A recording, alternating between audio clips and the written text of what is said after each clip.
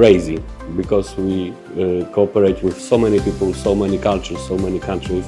In Dahua, we have a lot of opportunities, not only to grow, but also to learn. To implement a lot of new our solutions on the markets. So that's my goal.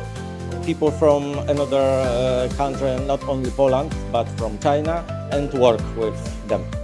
Finally, we can see that we have achieved a good performance. I think Dahua is a very good platform to growing up. Dahua was a very good place to expand my knowledge. I think the most word I can remember is growth. Big step for me personally, but also for the team. We have the good memories and the good vibes in that company. I am very happy about that. Be curious, so searching for the new opportunities, and please work with as a team. Never calm down and don't worry about any new challenges. Keep learning, open minds.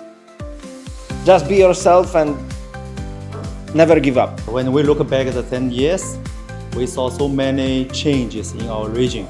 For our team, we gradually grow from the dozens of person to the 300 today.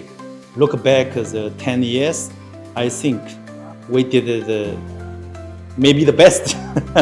Today marks the 10th anniversary of Dahua CEENT region. That perfectly shows our core value, customer success and employee achievements.